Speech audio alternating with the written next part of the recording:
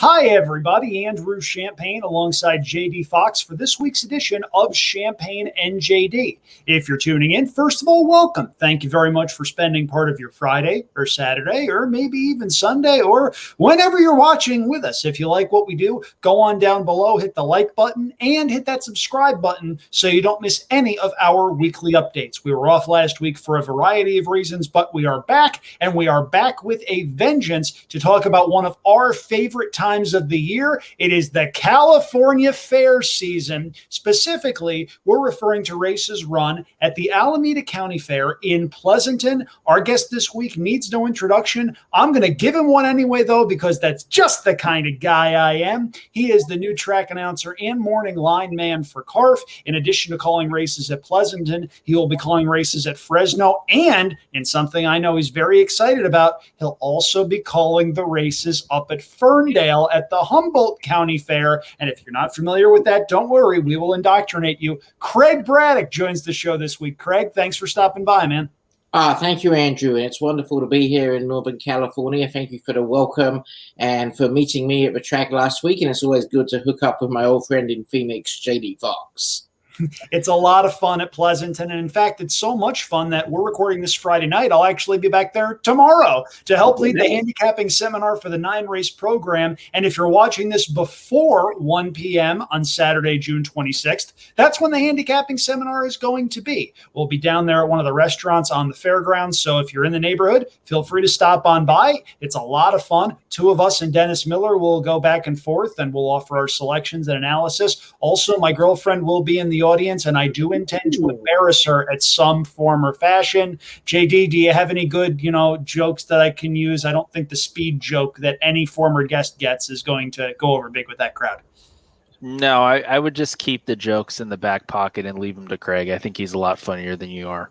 It has to be said, last weekend there was a horse called Engram.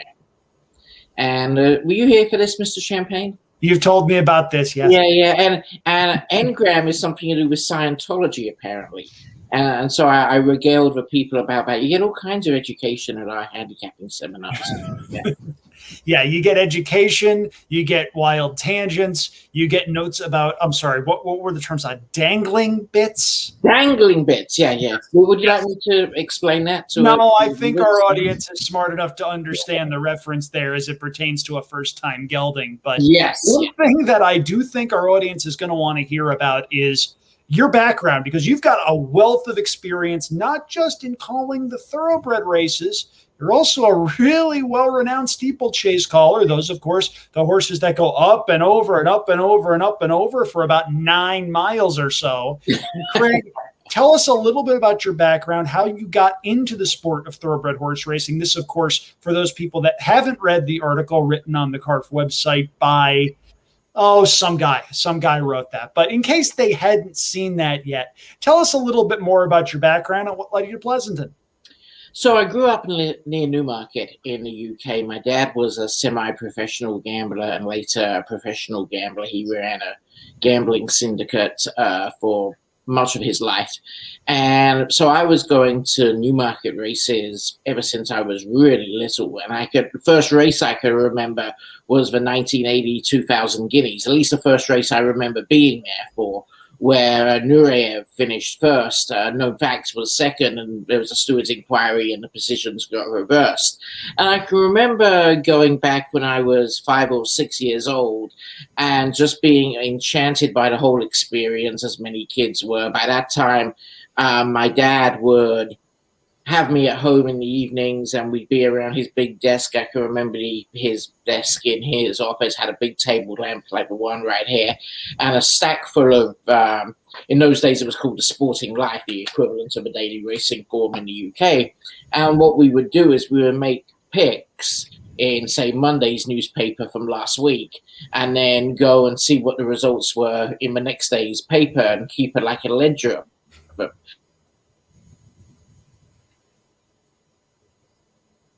Uh-oh. And of all the frames with which we could have frozen Craig on, we froze him on that one. All right. Craig, are you there? I am. There we go. Okay, I see you. You froze on a really awkward frame, and you know what? We're going to leave this in. This is live to tape. These are the virtues of, doing what we do when we do it. So you had mentioned keeping a ledger, going week to week. Start from there again. Okay, so by the time I was 5 or 6, doing that or watching racing on television in the UK, I pretty much decided I wanted to be a race announcer, or commentator as we call them in the UK. And from about the age of 7, I began practicing in front of the TV. And then by the time I was 12, I was going out to tracks and practicing, and I'd break it into an unused commentary box, and sometimes they told me to go away, and other times the commentators would take me under their wing. And that's really how I developed myself as a race caller. And of course, from a young age, I called not only flat racing, but also jumps racing into my tape recorder. And I got an opportunity when I was 15 to call a jumps race in the UK at a point-to-point, which is like an amateur jumping race. And that went pretty well. And so that's really how I got my start. But there weren't many job opportunities then, so I went into other aspects of the media for a number of years. And then when I came to America, I worked first in the golf industry and then into television. And I had the opportunity to go to school here in America. And one day I was just watching television and horse racing came on, and I heard the announcer. I thought, I used to do that. I reckon I could do a better job than he did. So that's how I started in the US, and that was back in 2007, 2008. And Peter Berry, who has been in this neighborhood in the past, allowed me to call a couple of races at Mountaineer, and that's how I got started. And then I sort of worked for Mountaineer part-time. One or two of their different properties they owned at the time until 2011, and went from there. Peter Berry is a wonderful, wonderful human being. Love that man. Hi, Peter. How you doing, buddy? Yeah. He definitely is, and he's always been very, very encouraging. But it's it's always been a passion of mine, and I think every time I'm fortunate enough to call a race, whether it's a $3,200 claimer at Rejito, a steeplechase over 4 miles where it's a very prestigious race, or a stakes race like we have tomorrow, the first stakes race we have of the year at Pleasanton, whenever the field turned for home, the thought that goes through my mind is, how can my words ever do justice to the majesty of what I'm witnessing at that particular time? And as I say, it doesn't matter whether it's a cheap claimer or a stakes race. I still get that same little jitter in my heart when they turn for home, and it's a beautiful thing to me to watch horses in motion. Yeah, and you got to watch horses in motion in a different sense with the steeple season this year. You did some remote race calls. Can you kind of, obviously it takes a certain part of your brain to shut off to be able to do that, but can you kind of describe for the folks how that went and the difficulty of doing so? Because I imagine it was quite difficult. So I went out to Charlotte and did the Queen's Cup race this year on site. And Mark Johnson, who used to be the track announcer at Churchill Downs and is the race caller for ITV in the UK, was going to do the live stream of the races, and I would be the on-course commentator. And for whatever reason, that didn't quite work out, and they ended up taking my calls on the live stream anyway. And Al Griffin, who is the head of the NSA, now he's a very forward-thinking guy and has been very supportive of me. and he's involved with the organization that runs the Virginia Gold Cup races, which is probably the highlight of the jumping season. And they wanted a race caller for their TV coverage who could relate more, I guess, to the European audience in the style they called the races. And so calling a jumps race over the monitor is very difficult, because at the Virginia Gold Cup, they go left-handed, right-handed, uphill. They splash through a lake for one of the fences. The layout is very complicated. I couldn't even draw it for you. It's, one of the races had 23 fences they had to jump over 4.25 miles. And it's really a matter of having to interpret the pace in these races. There's so many stories going on, even in a flat race. There's a beginning, a middle, and an end, like a novel. There's protagonists and there's antagonists. And with jumps racing, it's very much in that mold. And if you grow up watching jumps racing, as I did, you can often tell 2 miles from home or a mile from home what horse is going to win a jumps race. You really begin developing a knack for it, a feeling for it, almost like a premonition. And you get that in flat racing to a degree as well. But, it was a lot of fun doing it. It was challenging. And the NSA have ideas of developing that kind of format. It pleased the sponsors from what I can gather, and hopefully we can continue doing that into the fall. But as we alluded to just before we came on the air today, I mean, right now, during the year, I call quarter horses, flat racing, Arabian racing now here in California. I call timber racing, steeplechase racing on the East Coast. It runs the gamut of all codes of horse racing except harness racing. And I pestered one or two of my friends to see if I can go and call a couple of races on the East Coast when I'm out there, just to say I've done it this year. But it really is a lot of fun. It's amazing to me that in less than 2 years, I've gone from calling 20 days a year to 150 plus days a year. And, I'm very, very fortunate and grateful for the tracks that have given me an opportunity to call races. And it was a complete bolt from the blue when the Northern California Fair Circuit called me about six to 8 weeks ago. And I'm so glad I agreed to come here, because Pleasanton has been a wonderful experience so far.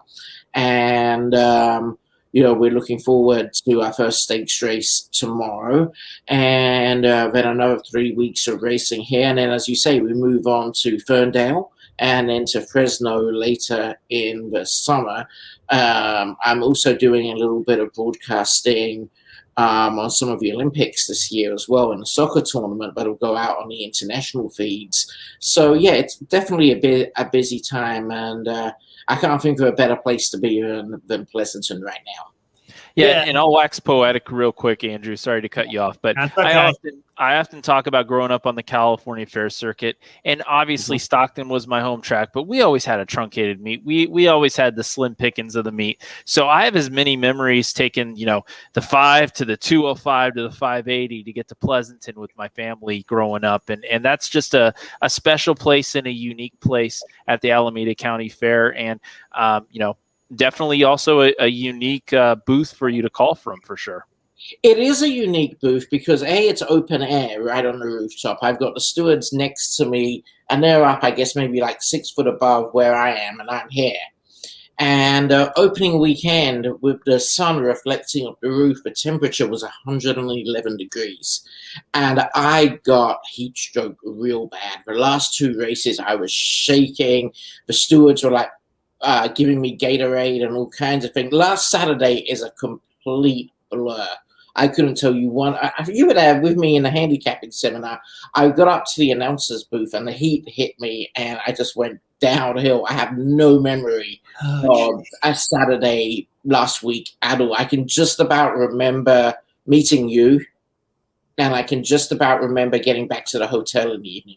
And Sunday, I was starting to feel a little bit better. But yeah, the first weekend was a little bit challenging. Today, went a lot better. But you both know this, but the California Fair people are so enthusiastic, and they're so committed to making this work and to continue on what is a unique racing experience, not only in America, but also around the world. I've been lucky enough to watch and to some degree be involved with horse racing in different parts of the world. And there really is nothing like the California Fair circuit. The nearest comparison I can think to it would be the picnic racetracks in Australia, the non-TAB tracks. So I think you still occasionally see on Australian television, but it really is unique.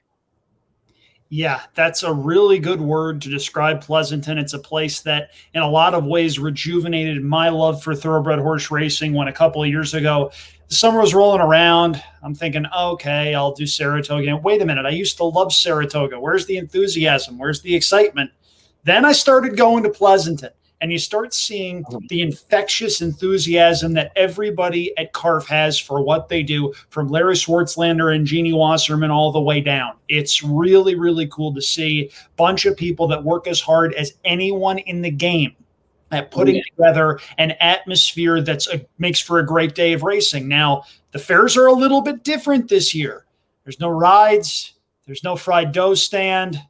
There's no ice cream stand right outside the grandstand at Pleasanton where I could get my black cherry soft serve between the second and third races like I used to. My mouth is kind of watering in case you could see that. I miss that very, very much. Yeah. But it's COVID. It's a pandemic. They're doing every single thing that they can, even though the Alameda County Fair itself has been rescheduled to October. They're still racing there. The grandstand is still really, really loud. If you looked on my Twitter over the weekend, you saw me taking video of a stretch drive. It was a 4-horse race with all 4 runners separated by less than 2 lengths, and the place was going bonkers. It's really, really cool. It's a fantastic scene. And Craig, I'm happy that you're starting to experience the culture up here, because I know that was something you were excited about when you got the job. Yeah, it really was. I've never been to this part of the country before, and I found that every place you go to in America, in American horse racing anyway, the culture is very different from place to place. It's different in Arizona than it is in Delaware and Maryland and along the East Coast when I do jumps racing. And it's very different out here as well. But I think you really hit the nail on the head. Everyone here is so enthusiastic. And unlike in other racing communities, you really get a sense up here in Northern California that everyone is pulling in the same direction. Everyone is doing their utmost to put on a good show. And the racing is always going to be what it is. It's never going to be Saratoga. But at the same time, I think we discussed last week, in many ways, the California Fair circuit is just as good a racing experience as sitting out on the picnic benches at Saratoga for an afternoon. Yeah, and there's a lot of commonalities too, just in the feel of being there. The fact that you can find things to do and just walk around, watch the races from a different vantage point every single time. I have said this and I mean it. When I rank my favorite tracks, Saratoga's number 1 with a bullet. Nothing's approaching that. That's where I grew up. That's where I made my bones as a handicapper. It's the reason I have part of this show. Okay, let's just throw that out there. Santa Anita is number 2. I worked there every day for a year and a half. You go out there and you see the racetrack with the San Gabriel Mountains in the background. You see the downhill turf course that I miss very, very much and very much wish was still in operation. Are you listening, anybody, anywhere? Pleasanton's probably 3rd. And I don't pull punches when I say that. It is a really, really cool place. If you're on the West Coast and you haven't gone to a CARF track yet, go. It will absolutely be good for your soul. It will fill you up. You'll leave feeling in a far better mood about racing than you were when you walked in the door. It's a really cool scene. JD, you grew up on the fair circuit. You know exactly what I'm talking about from your time at Stockton and anywhere else. And the best part about it for me with Pleasanton is it's a really straight shot down 680 for me up here in Concord. It's a 25-minute ride down the freeway. And we teased it earlier, Craig. Obviously, kind of the tail end of this, but maybe the first thing you heard when when people found out that you had the job, you got influxed with messages, people talking about the Ferndale Marathon and the legendary race that is a multi turn race around the bull ring, and how important that is to the fair circuit, and how important that is to the trainers, to the owners, to the jockeys. Everybody is preparing already in their heads mentally for that marathon. So you have a Humboldt County Marathon. When I came to Arizona in 2015, I had a period of ill health, and I came to live with my friends Vicky Burnham and Shane Smith, who are California now, but you know what I mean.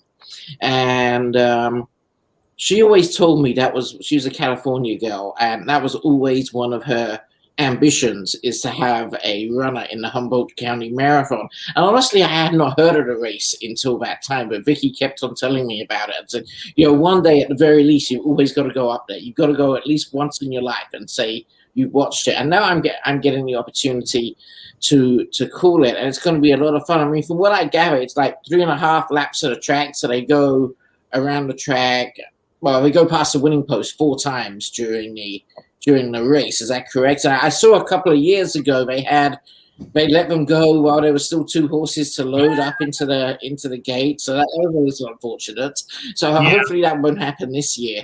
But I'm really looking forward to it. And from what I'm told, I mean, I get the shuttle, the golf cart shuttle from my car to the racetrack and the other way when I leave. And when I leave at the end of the day, I'll often be talking to horse players who just want to say hi to the announcer, that kind of thing. And to a man, they'll tell me, "Are you going to be at Ferndale? Come and see us when we're at Ferndale. We all take a trip up to Ferndale."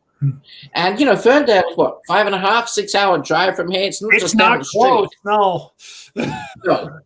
So it's amazing how many people get really excited about making a weekend trip to this little track, which, I know it's right by the coast, but to all intents and purposes, it may as well be in the middle of nowhere.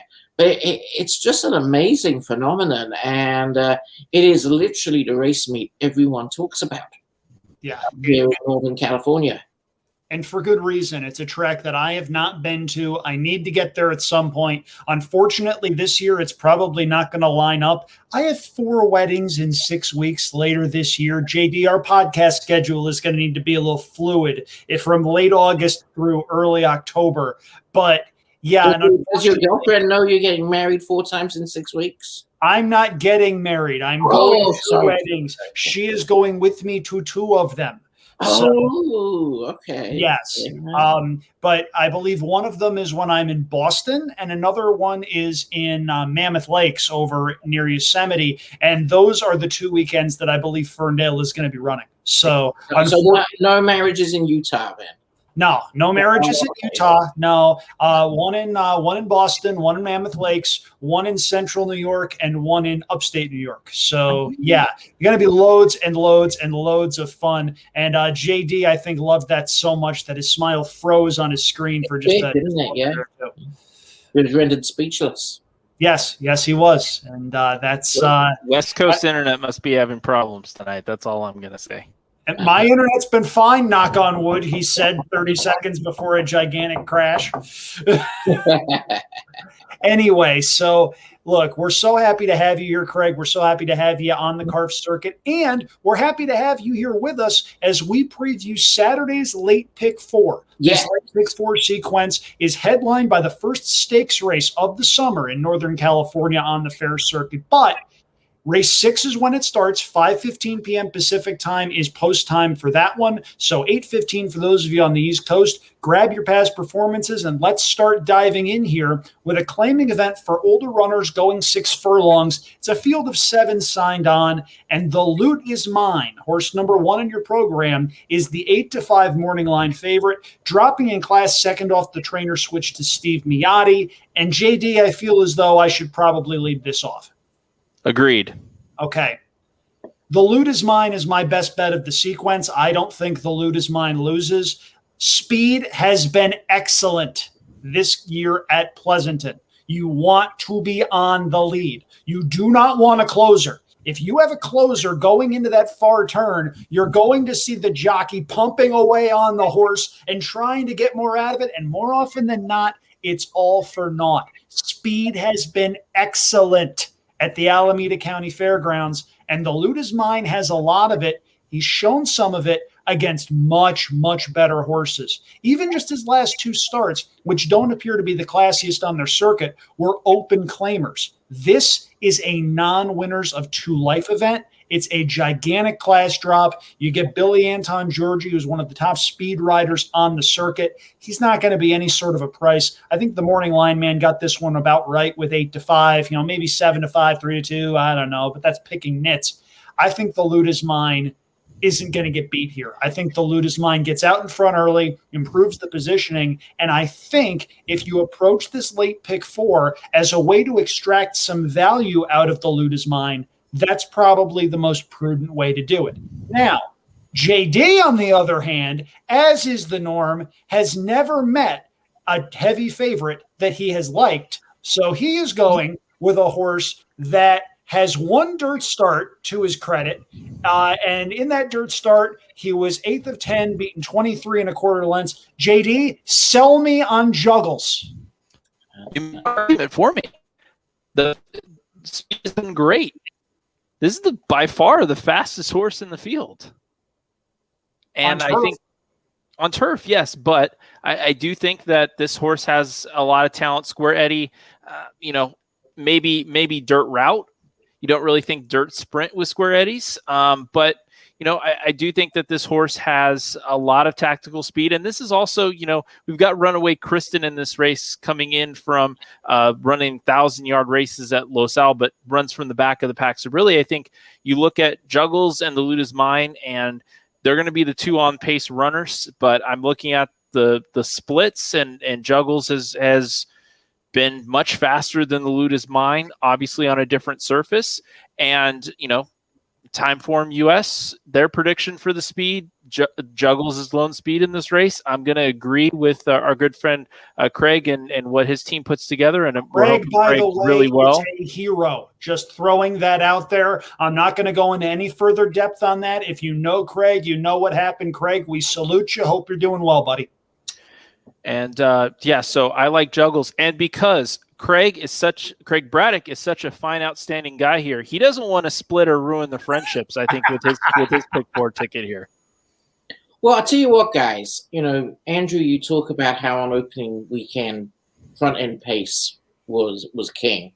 The tide began to turn in the later races on Sunday. And one of the things Dennis and I were talking about in the handicapping seminar on Sunday was with the fairly mild week we've had here in the northwest part of California, and the temperature I don't think it's really got any higher than 90 any day. Tomorrow it's gonna. Tomorrow it's going to be warm again. And if I may just clarify here, generally speaking at Pleasanton, the hotter it gets, the better the speed is. I probably should have been a little bit more clear on that earlier. It was very hot opening weekend at Pleasanton, as Craig mentioned with his heat stroke story. I think it's going to be a little bit warmer tomorrow than a lot of the closers will like. So Craig, go ahead. And today we have more closers finishing well. So with that in mind, Luda's Mine and Juggles, I agree entirely, is definitely front end pace. That said, let's say somehow the temperature tomorrow in the early part of the day, or I guess the later part of the day as we started race 6 with his pick 4. Let's say it's 87, 88 degrees. Maybe even number 4, Greg City Zip would be one to add in. Potentially has a little bit of closing speed. The jockey Pena had one win today. He's on the horse this time. He was on the horse last time. Alvarado's on it this time, and Alvarado seems to be knocking on the door of getting into the winner's circle more often. So I'm going to go for the 1 and 2, but maybe the 4 could be a little bit of a side play as well, depending on the conditions. With that in mind, we'll move on to race number 7. This is another claiming event, but they're going 2 turns for this one, 1 mile and 70 yards on the main track. And if you're looking for dirt form, Oh boy, this is not an easy race to decipher. Remember, Golden Gate is a synthetic main track. You're getting some runners that have some experience routing, but on turf, I think for that particular reason, you want to go against morning line favorite number 2, Roaring Tiger, who had a perfect trip last time out on the grass, capitalized on that. And while I understand he's probably going to go favored, I just don't like betting perfect trip horses back next time out, especially given that this is his first start on dirt and it is his first start against winners. As the great Harvey Pack said a lot, never bet a horse as the favorite doing something it's never done before. With that in mind, I'm going to go to the 2 horses on the outside. My top selection is number 7, Single Barrel, who goes second off the layoff for a Red Hot Barn, whose trainer I always mispronounce the name of, so I'm not even going to try that. But as of the time I looked at the past performances, 4 starters, 3 wins. That's 75%. This guy can train. Furthermore, you get a runner that has shown some early speed. We like that. And has shown some early speed here at Pleasanton. Was second twice last year in 2 starts at this route of ground. One of them was a starter allowance event. It was probably a much better field. I'm willing to consider the fact that this horse is probably going to improve second off the layoff. Single Barrel to me hits me as the most likely winner. I will also use number 6, Ballius, for Blaine Wright. Not crazy about the fact that you look at the form and you see a lot of seconds and thirds, but I do see some dirt form. Yes, it's at Emerald Downs, and who knows if Emerald Downs form is going to transfer over to Pleasanton. Those are 2 very different, very quirky surfaces, but I like the fact that this horse has shown an ability to get the distance. Combine getting the distance with getting dirt, maybe we get a horse that can potentially beat the favorite in here and provide a little bit of value. 6-7 for me in race number 7. And here's hoping that the dirt form for either of these horses comes to the surface and we're able to beat the chalk. Craig, I know you like the 6th a little bit as well in this spot.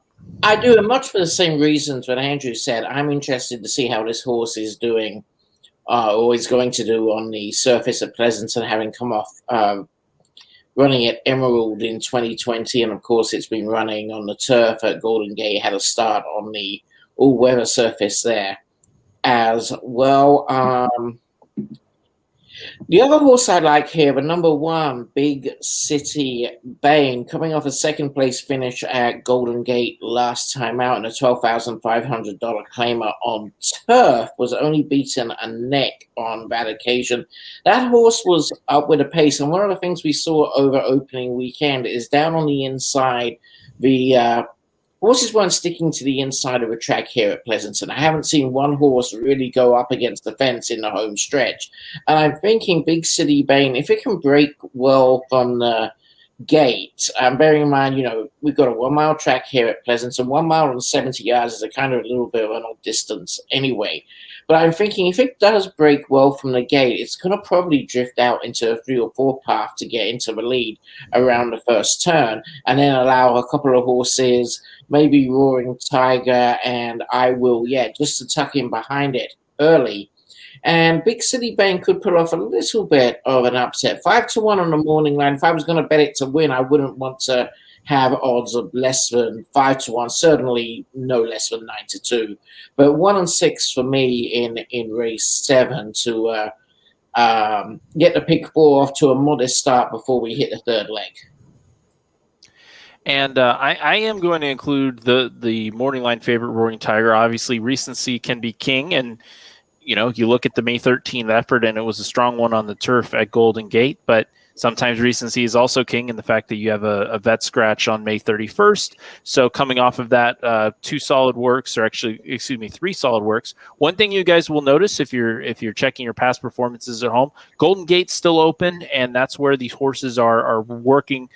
So you're going to see a lot of synthetic works. So really in a race like this, it's a bit of a head scratcher, but I do think recency is sometimes king, and I think we could have a light bulb angle with Roaring Tiger. Really broke well for the first time in the career with Billy Anton Georgie up and gets Irving Orozco in this spot. I do like the 7 quite a bit here, single barrel as well, Andrew. And really, I think the two, you look back at the 2 races at Pleasanton last year, I think either of those performances are good enough to win this race against a field with questionable dirt form. And Billy Anton Georgie remains on the ride here for single barrel. So 127 going 3 deep here in leg number 2 for me, Andrew. So we're halfway home as we head into the first stakes race of the season at Pleasanton. This is the She's a Tiger for older fillies and mares going 1 mile and a 16th. For the uninitiated, She's a Tiger was a very good filly who was the victim of a very bad disqualification in the Breeders' Cup Juvenile Fillies back in 2013. You still see that replay sometimes. It makes absolutely no sense, but this particular race has drawn some very classy horses, including a couple of shippers from Southern California in the form of number 5, Miss Stormy D, and number 3, Clock Strikes 12.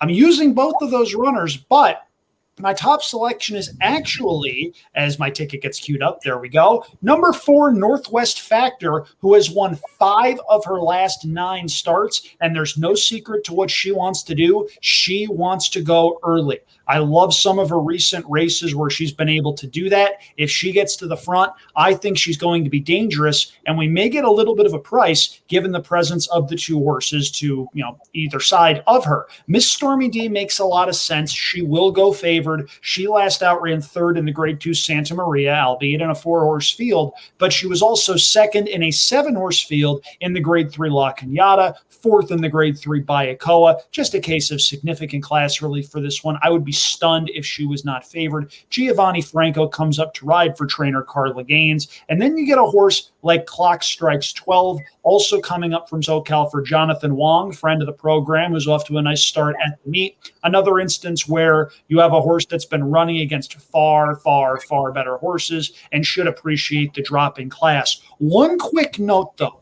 before I hand the ball off to somebody else here. I would love to hear the story of number 2, Time Voyage. Look at the last couple of starts for this race. Time Voyage in October of 2020 went over hurdles at Sedgefield in Great Britain, then was off 6 months, comes back in Northern California, wins by 4.5 lengths on the synthetic, which you don't see very often, then winds up running 5th, beaten 2 lengths as the 6-5 favorite in an allowance race on the grass. Just a really strange trip for this particular runner, and I really hope that the owners are in attendance on Saturday to where someone can ask the question, hey, what's going on here? How did this horse wind up coming to the States? What's the story? Taking a deep dive into the past performances of this one is a heck of a journey, guys. Yeah, it really is, and it's actually one of my picks. Yeah, JD, do you want to go ahead of me? Go for it, because okay. I think you do see this a little deeper than I do, Craig. So I'm going to go for the 1, 2, 5, and the 6 here. Let's cover number 2, Time Voyage, first of all. So Sedgefield is our bottom end national hunt track in the northeast of England. Traditionally, it's a bit of a quagmire of a track going wise. It's seldom better than soft and often heavy there. And this race actually wasn't a bad race. The horse finished 5th on that occasion. I actually pulled up the video of it last night, and it gave a good account of itself. But if you look going, further into the past performances, going back to June of last year, this horse has not run at less than 1 mile. It had previously at Newcastle on June the 4th last year finished a well-beaten 4th on the artificial surface they now have up there. They put in an all-weather track a few years ago. And so it wasn't entirely a surprise that this horse came back and won on the artificial surface at Golden Gate, and didn't show much really on the turf, although it was going up in class quite a bit. I mean, finished 5th, was only beaten 2 lengths on that occasion, and the horse who finished 2nd in that particular race seems to be a good type as well. Blue Diva, the number 7 here, who's not going to be one of my picks. I'm going to go for Time Voyage here, partly because of the unique circumstances of the horse. I don't think they're putting it in this race just for the heck of it. I think they're trying to find their feet with a horse who has been up against, to say the least, nondescript company in the UK.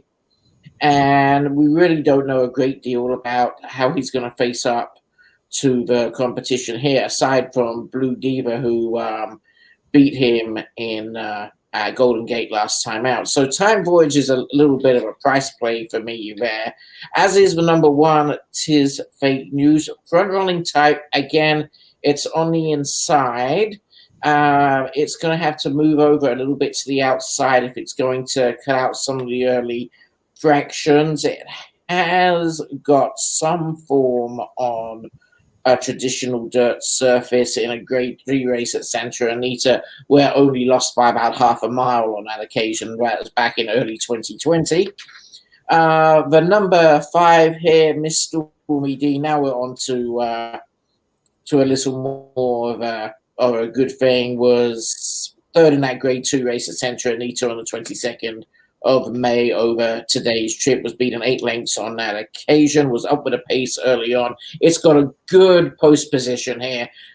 We've seen in the opening week, the 4 and 5 paths are definitely where you want to be here at Pleasanton. If a horse can get a good start, there's no reason at all why Miss Stormy D shouldn't win. I'm also going to go for my number 6, Wise Rachel here, coming off the back of 2 fourth place finishes. We saw Wise Rachel quite often at Turf Paradise this spring. So that's another reason I'm going to go for it. Mackenzie King was the rider at Turf Paradise. I want to give a bit of a shout out to Mackenzie if I can. Sure. Guys, I was, I still will be if the dates work out, the caller at Rojito Park, and hopefully I'll be going back there as Turf Paradise planned to run Monday to Thursday and Rojito Saturday and Sunday. If you've never been to Rojito Park in Tucson, people, absolutely, it's got to be on your bucket list of treks to visit. I mean, I'm not exaggerating, am I, guys? They get thousands of people there every race day. The grandstand looks as if it was a nuclear fallout bunker in World War II, and was probably built around the same time.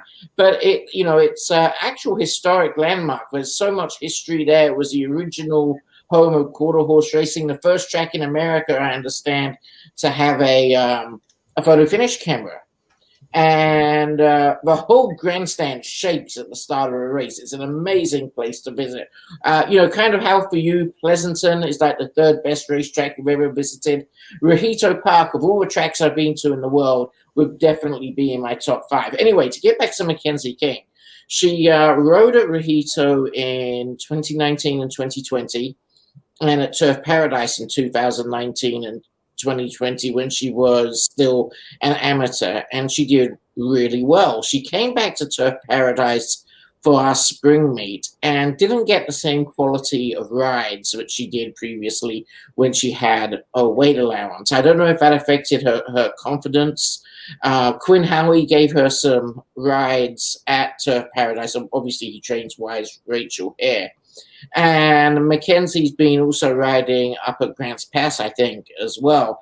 And this is a jockey who's very, very underrated. It's a shame she's not on the horse tomorrow. I can understand why Alvarado is. But Mackenzie King is definitely a rider who punches way above her weight. And similarly, Jori Scriver, who was our leading apprentice at Turf Paradise this spring, has gone up to Grants Pass. She had an accident in training at Turf Paradise, but unfortunately saw her depart for the last month. We'd love to have both Mackenzie and Jori come back to Turf Paradise in the fall. But yeah, 1, 2, 5, 6 for me there in the big race of the day. I'm going to go 4 deep and then just pick 2 horses in the last race to keep the ticket affordable.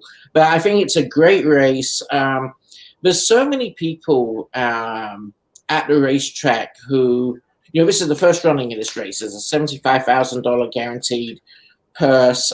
She's a Tiger, obviously has so many connections with the owners in the Pleasanton area. It's something they've wanted to do for a long time. I was looking at a trophy that Jeannie Wasserman showed me today, and she made it very clear that I can't mess up that race call tomorrow.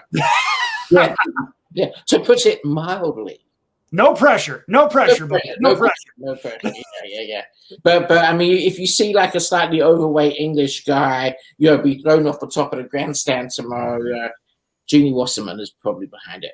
It'll be like the Fresh Prince of Bel-Air where they used to throw Jazz out of the house all the time. And he would always be wearing the same clothes. Yeah. Well, I will say, Craig, looking at the jockey standings at Grants Pass, Mackenzie King in second place right now behind another jockey that I know you're a big fan of, and that's Jori Scriver. Yes. Yeah. And her mom, actually, Jori's mom, apparently you actually say her name Jori. And I actually, her mom got in touch with me at the start of the Turf Paradise race meet on Facebook. And I said, well, if we were in England, I'd call her Jori. And she said, oh, just call her Jori then.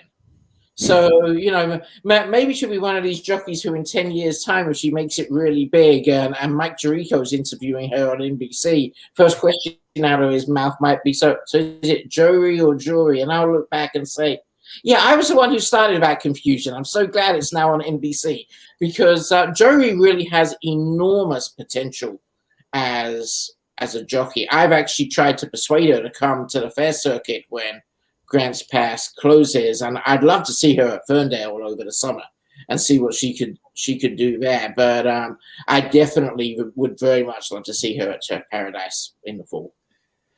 All right. I see this a lot simpler than you guys. I do want to throw out the one thing. When you look at Time Voyage, we could have a whole podcast about Ravens Pass as a sire. And, you look at Ravens Pass, Kentucky bred, who immediately went overseas and has been breeding overseas. But you look at won a Breeders' Cup Classic at Santa Anita, but that was back at the all-weather surface. But my favorite fact is the most recent Ravens Pass to come over, even more recent than Time Voyage, that did some damage this spring, was a horse named Raven's Cry. And you want to know what Raven's Cry did, Andrew? What did Raven's Cry do, JD? She won the Miss Houston Turf Stakes at Sam Houston. Ooh. All right. We've been on this race for a long time. I think it's pretty simple. I think Miss Stormy D with the class drop. I do think, obviously, loves the dirt surface. I do think controlling speed here. I think a little quicker than the rivals. I do think Tis Fake News is going to be out front, but again, I'd rather not be on the speed on the rail here with how the track's playing. So I think Miss Stormy D might get an easy lead here. And with Giovanni Franco coming up from Southern California for Carla Gaines, everything just kind of checks the boxes for me. The La Kenyatta performance is so sneaky good. I mean, obviously second in a grade 3 with Mike Smith aboard looks like one thing, but check what kind of room and how that horse had to handle that race. And that was a very impressive second against a much tougher class of horses than Miss Stormy D will face today. So I'm very simple here in the third leg of the pick 4. I'm singling the 5. So 3 races down, 1 to go. Let's take a look at the Saturday finale. This is another claiming event. $4,000 tags, non-winners of 1X or non-winners of 4L. One of those races where you're really going to want to read the condition book here. Field of 8 signed on for this one, and I think it's going to be a very good betting race. Journey to Run is the 5-2 morning line favorite. I think he goes favored, but I can't say I'm overly optimistic about that. Don't envy the job of whoever that morning line man is down there at Pleasanton. This is not an easy race to make a line for, and you see Craig shaking his head, of course. So not only do I not think it's an easy race to make a morning line for, I don't think it's an easy race to handicap.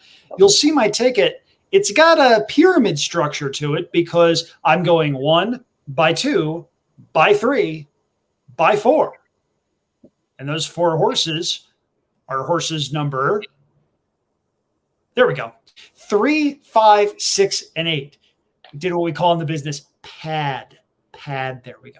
So I am using Journey to Run. Journey to Run has some back dirt form. You've got to go back a ways to find it. But you'll see that dirt line of 2 wins in a second and 4 dirt starts. There's no doubt that this horse can run on dirt. What scares me a little bit, though, is it's not like he hasn't had chances against some lesser quality fields at this level. You see a second, a third. You see 1 win in the last, about 2 years or so. It's not exactly a case where I think that horse is going to be winning a dogfight in the stretch.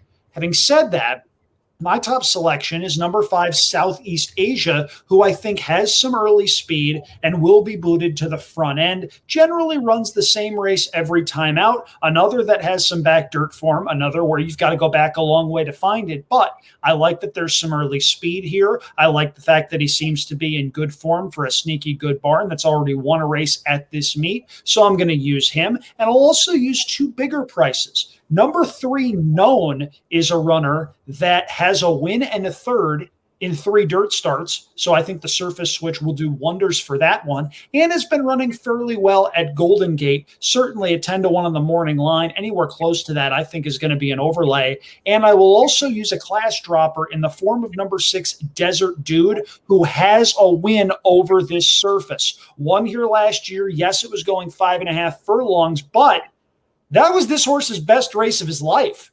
This horse may well just be a dirt horse that has to run on synthetic most of the year. And now they're dropping the horse down in class to go back to the surface it's run on before. Isidro Tamayo, a very good horseman, a horseman that seems to win 18% every single freaking year. Very consistent. And I'm seeing 8-1 on the morning line. And you know what? I think we're going to get about that price come post time. And at that price, Desert Dude needs to be on all of my tickets. 3, 5, 6, 8 for me. 1 by 2 by 3 by 4. Before scratches, we're looking at a $12 ticket. And you know what? If it's a situation where it only pays, say, $50 or $60, we've still extracted some value out of my leg 1 single that'll probably be about even money or just a little bit over that. So not sexy, but the math checks out. That's my way of attacking this sequence. JD, where are we going next?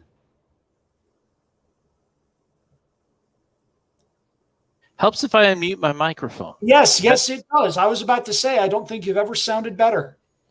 Well, I mean, I'm having to bask in the air conditioning here, so I have to make sure that I'm muted occasionally because the air conditioning can cause havoc to this podcast. As we found, yeah. I'm going 5 deep here, and Angle is actually my top selection, the 7.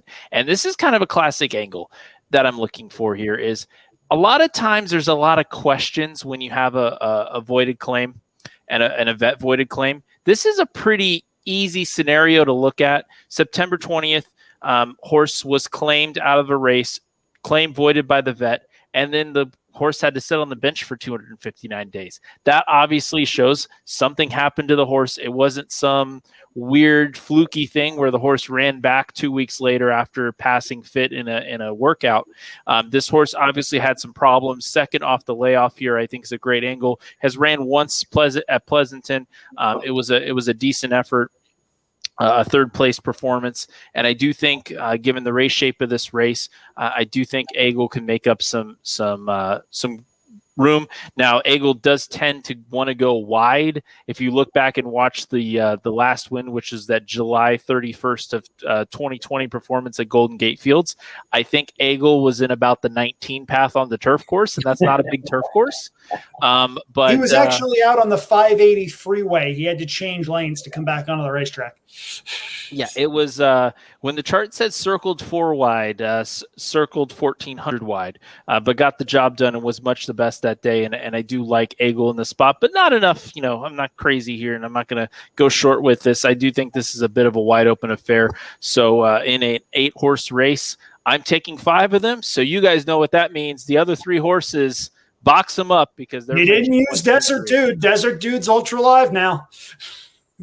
And I also didn't use One-Eyed Robin, who's the second choice on the morning line. Yeah, I didn't use that one either. And I also didn't use Little John, who is the third choice on the morning line. You don't need you got the other ones. We're fine. Oh yeah. That's nothing against the morning line. I think those horses are going to be where they're going to be. It's I just prefer others in this spot. And guys. Well, sorry, JD, go ahead. And I was just going to say, so I see this a bit as a wide open affair. I'm trying to extract value. I have a $7.50 play here. I do need to land a price at the end here because if I don't, this ticket is going to pay $15. And then you still make I some don't money. necessarily think that's the case, JD, because you're going against a pretty heavy favorite in race 1 that is going to create some value if you get out of there. Yeah. So, Craig, I know you got this down to 2 horses here to close out your pick 4 ticket. I have, and I wanted to just put a word out there about doing the morning line at Pleasanton. It is really, really difficult to do a morning line when you have seen maybe 5% of the horses once in your life. I know mathematically the morning line adds up, but I mean, I remember one year I did it for a whole meet at Louisiana Downs. And, TVG began nicknaming me Overlay Craig because, it was so bad. It was like quarter horses I'd never seen in my life ever. In fact, I'd only first seen a quarter horse race like 6 months before that. And that was a pretty stressful time. But I think I've actually got this one pretty good. Number 8, Journey to Run, for me. If I had picked another horse in the second leg, I would have singled Journey to Run for the reasons you two have gone on about here. But number 3, Known, is an interesting horse to me. It's always there or thereabouts. It just doesn't seem to get into the winner's circle very often, but it never seems to lose by very much either when finishing second, third, or fourth. And at 10-1 on the morning line, if I was looking for a horse, if I was down a few dollars going into a last race tomorrow, and I was like, the hell with it, I'm gonna, try and go out in a blaze of glory or take a big swing. Take a big swing. But number 3, Known, I would add in, and that's really why I added in. I think it's good value, and I've got a couple of horses earlier in my pick 4 who I think could win at a price as well. If Known does win, but number 3, I think it's going to knock a lot of people out of the pool. So that's another reason for going for it. But it's a really good pick 4. But for me, the number 3, Known, and the number 8, Journey to Run, are going to be the 2 horses I go for. So we've got 3 economical pick 4 tickets for you here. JD coming in at $7.50, me coming in at $12, Craig splurging at $16, and you'll see our tickets cycling through here down in the bottom left part of the screen. Take parts of our tickets you like, throw out the parts you don't like as Craig flashes his dollar bills, y'all, in a hotel room here in Northern California and lovely Pleasanton, where we always know the parties always go until very, very late at night / early in the morning. But the important thing, get involved. It's a good late pick 4 sequence this Saturday at the Alameda County Fairgrounds. It'll be Pleasanton, of course, in your ADW of choice. And this is a circuit you're going to want to follow for the next couple of months. It is so much fun seeing these horses run back. In a lot of cases, these are horses running in Northern California for class reasons rather than surface reasons. So there are going to be horses that pop up and run their biggest races of the year over conventional dirt. Do not sleep on that. You can get some really good scores if you know where to look and know where to capitalize on your strongest opinions. I know it always sounds so simple. It's not that simple, but you're going to be able to find horses like that at some point this summer and fall. So now it's time for our final thoughts segment, where we each espouse upon whatever topic is brewing around in the deep recesses of our troubled minds. Craig, you as our guest, you get the floor first. The floor is yours to plug whatever you'd like. I thought I was going to be first because you were trying to suggest I had the most troubled mind. No, it's not even close. It's me.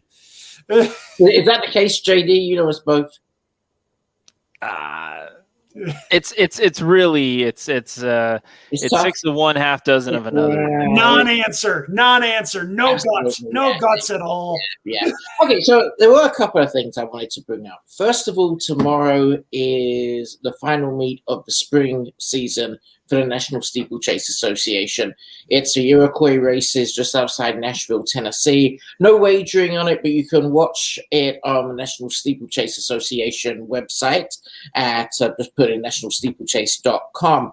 I wanted to bring up a young trainer called Carrie Bryan, who is a young lady. She's in her late 20s, early 30s. And she actually did an amazing thing this spring. She was mentored by Jonathan Shepherd, and she went over to Ireland and became the first U.S. trainer in Irish jumps racing history to saddle a winner in Ireland. It was a fantastic achievement, and she has no less than 9 horses she's taking to Iroquois tomorrow. And she was a jockey when I first got into steeplechasing over here, and we've kind of grown up a little bit together on parallel paths in steeplechasing. And she's a great young woman, and is definitely a name for the races at Saratoga and at Colonial Downs over the summer to look out for if you want to have a go at handicapping the jumps races. And I would say, if you follow me on Twitter at Calls the Races you got there, and you have any questions about jumps racing when those races get going at Saratoga, I'd always be happy to talk to anyone about it. The 2 other things I wanted to really briefly mention is June is Pride Month in the US and also in the UK. And there's an organization called Racing with Pride in the UK that has been very active on social media this month. And I think one of the great things about horse racing in America is, especially compared to the other countries I've been to, and certainly compared to the UK when I was growing up in the 80s and 90s, I think horse racing is one of the most egalitarian and accessible sports for anyone. And it's something really, as an industry, we have a great ability to be able to speak out about horse racing.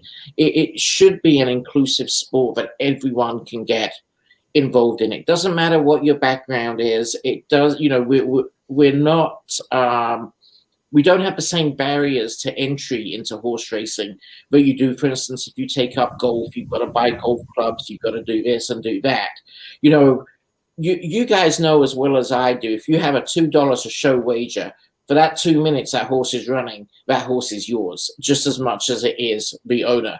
And we all talk about trying to grow the sport. There's so many untapped markets in communities that have become more prominent in recent years.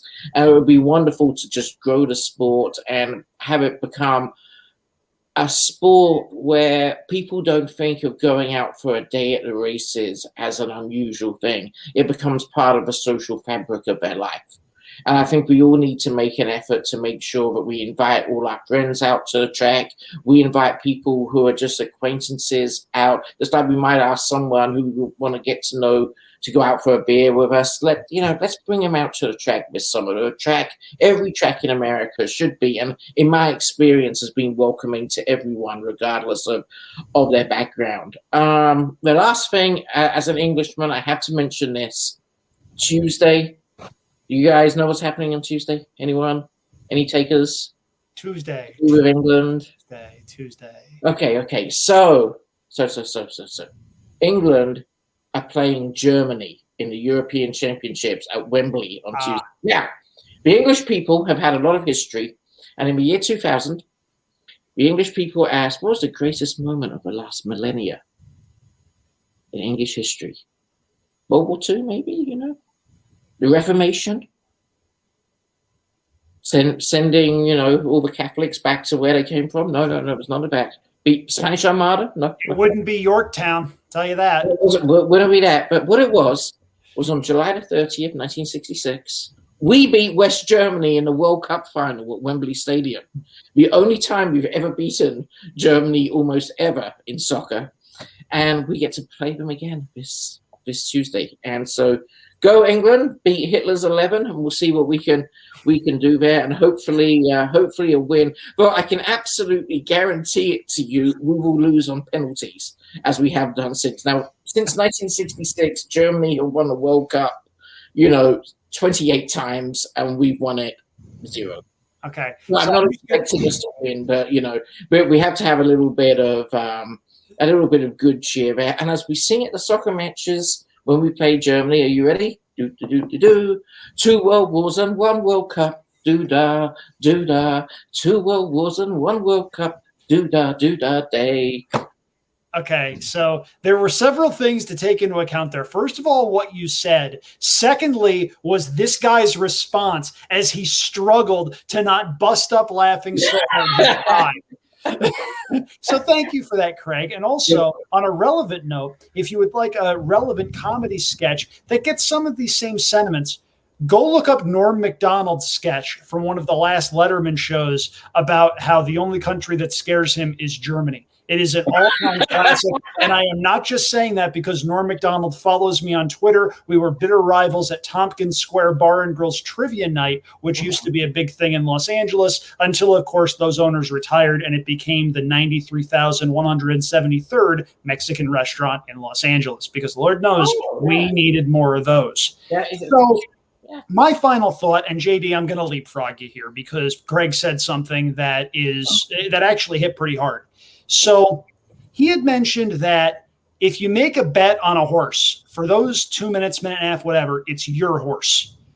How much sense does it make to market horse racing as the original fantasy sport with a draft every 30 minutes, right? It's there. I'm surprised more people haven't done this. JD, you know where I'm going with this. And in fact, if you have seen me on social media the last couple of days, you know where I'm going with this. This is a cordial invitation to participate in a $12 contest this coming Sunday on Stable Duel, housed at this guy's, one of his favorite tracks, Woodbine. Again, $12. It is not overly expensive. It is titled the Toast with Champagne Contest. And the folks at Stable Duel actually put together a really nice little graphic with a headshot of me that looks really, really nice back when I had a professional headshot. Thank you, Lisa, by the way, as well as with a couple of, bottles of champagne and the glasses and everything all fancy and the bubbles in the background. They did a really nice job. And I really hope that you join us this Sunday for the Toast with Champagne Contest on Stable Duel. $12. Past performances are out right now, and I know for a fact JD is licking his chops / is, I don't know if jealous is the right word, but envious for sure. Well, I'll just say this.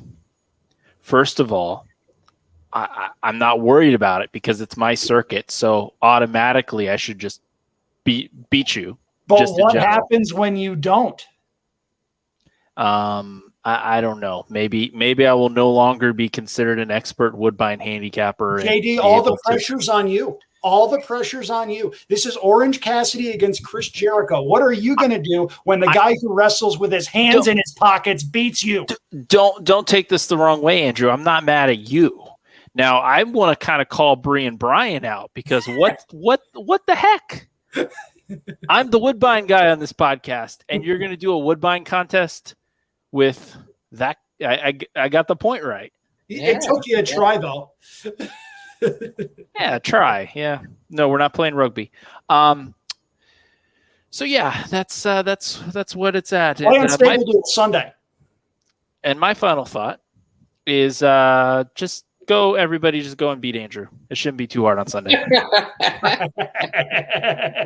I really appreciate the vote of confidence and your everlasting support, JD. Now, if you want to play for multiple entries, you absolutely can. And at $12, it's not like it's going to be all of that impactful to your budget. So by all means, go out there, have fun. Hope to see most of you on Sunday. I am going to be spending part of my Sunday morning hiking with my girlfriend in the John Muir Woods in Mill Valley. That's going to be absolutely beautiful. And I hope to come back to the real world and cell service to find out that I am absolutely whipping not just this guy, but all of you. And if you want to try to take a shot at me on Twitter, right there, at Andrew Champagne. Go for it. But if you come at me, you best not miss. Andrew has more fingers in pies than a leper colony does in a baking competition. I mean, really? What about your picks for Pleasanton on Sunday? Yeah, you'll be able to see all of that stuff. Don't worry. In fact, I actually sent a pick 4 preview for Saturday to our friends Tiffany and Jeannie, and that'll be up on the CARF website. You'll see me at handicapping seminars, and just throwing it out there, JD, less than a month to this wonderful place back here, to when every podcast starts focusing on New York, to when my head starts getting really, really big after big days at Saratoga. Feel the excitement, feel the energy. Follow 128 winners on Instagram if you want more of that. Precisely. And at Andrew Champagne on Twitter. It's a wonder this guy isn't the Don King of horse racing at this point, with all of his energy and all of his big hair. All he needs is this big thing that says only in America. That's all you need, JD. That's all you need in order to become a promotional impresario. I'm getting really tired of having to tell you how to do this. Only in America. Yeah, that really tracks well with the guy who follows Canada and Australia as his 2 main racing hubs. Only in America. Hey. And on that note, just trying to give you some tips, man. Trying to give you some tips. Love you, buddy. At any rate, though, Craig, thank you so much for stopping by. We're really happy to have you up here in Northern California, and I'm looking forward to tomorrow's handicapping seminar at Pleasanton. Again, if you're in the neighborhood, we kick things off at about 1 o'clock in the air-conditioned confines of a restaurant just past the wire. Really excited that they have made that change. That was heavenly. If you've been following Pleasanton, you'd seen our handicapping seminars out behind the grandstand. It was great. Loved it out there. It got really, really, really hot really fast. So kudos to Jeannie Wasserman and everybody there. Craig, you can follow you at Calls the Races on Twitter. There's also about 9 different Pleasanton and CARF Racing Twitter accounts that you've got some sort of a hand in. So just follow us on Twitter. You'll be able to find all of them. P-Town Racing is one of the big ones. So let's just start with that and go from there. Craig, thank you so much. We really appreciate it. Thank you so much for having me. I really appreciate it, Andrew, and also to JD and to the people listening or watching this podcast. Hey, we'll have a better guest next week. I promise you. Now. Don't be so hard on yourself, Craig. And just remember, don't butcher the she's a tiger. Oh God, no. I'll have the knife with me for a quick ending if I mess it up. Oh, nobody wants that. Nobody wants that. She's a tiger. She's a tiger.